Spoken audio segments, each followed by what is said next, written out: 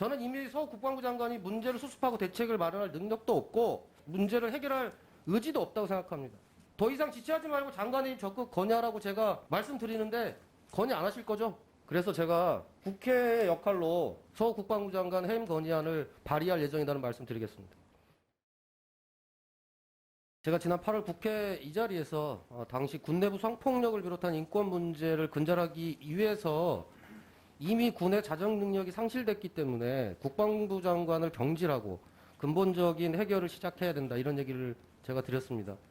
기억합니다. 제 얘기에 실장님께서 우선은 여러 가지 문제를 수습하고 대책을 내는 것이 중요하다. 그 다음에 인사권자가 판단하시리라 생각한다. 민관군 합동위원회에서 안을 마련 중이니 부지런히 챙겨보시겠다고 이야기를 하셨어요.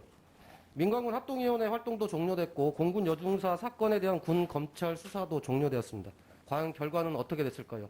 공군 성폭력 사건 관련해서 대통령께서도 최고 상급자까지 조치 과정을 포함한 지휘라인 문제도 살펴보고 엄중하게 처리하라라고 특별히 지시까지 했는데 초동 부실 수사 사건 관련자 기소가 0건입니다. 부실 수사, 지연 수사, 편파 수사는 분명히 있었는데 책임질 사람이 한 사람도 없는 거예요. 이 사건은 성폭력도 문제였지만 결국 공군 이해람 중사를 죽음에 이르게 한 군 내부의 제 식구 감싸기식 수사 행태에 대한 문제를 근본적으로 해결하는 것이었습니다. 그래서 초동 수사가 부실하게 진행된 이유를 낱낱이 밝히고 책임자들을 처벌하는 것이 가장 중요한 핵심 사항이었습니다. 그런데 현재 이 수사 결과는 결국 제 식구 감싸기의 면죄부를 준거하고 다름없는 거 아니겠습니까? 이 수사 결과에 대해서 실장님 어떻게 생각하십니까? 군검찰도 검찰이기 때문에 수사 결과에 대해서 청와대가 그렇게 평가하는 것은 뭐 적절하지 않습니다만은 아시는 대로 그 위원회에서 여러 가지 공고를 한 것 중에 하나가 이런 부분이지 않습니까? 그래서 군 사법 그 체제를 이번에 바꾸었고요. 그래서 네, 실장님 앞으로는 아마 이런 말씀하시니까 제가 부분에 또 얘기해보겠습니다. 수사부터 기소까지 전체가 다 이런 사건 성 문제라든가 입대전 문제는 민간 그쪽으로 되도록 그렇게. 말씀하신 대로 민관군 합동위원회에서 군 인권 개선과 관련된 여러 가지 논의들을 했고, 그런데 실제적으로 이런 논의를 하는 과정에서 전체 인원의 3분의 1이 넘는 민간위원 20명이 줄줄이 사퇴를 하면서 국방부가 개혁 의지가 없고 폐쇄적이라고 지적을 했습니다. 뿐만 아니라 이 위원회에서 평시 군사법원 폐지안이 멀쩡하게 의결됐는데 국방부는 국회에다가 그런 사실이 없는 것처럼 쏙 빼고 거짓 보고를 했습니다. 결국 평시 군사법원 폐지안이 빠진 군사법원법이 만들어져서 국회 본회의를 통과했습니다. 비서실장님, 민간위원들이 줄 사퇴하고 국방부가 국회를 속이는 것도 잘 챙기신 것이라고 말할 수 있습니까?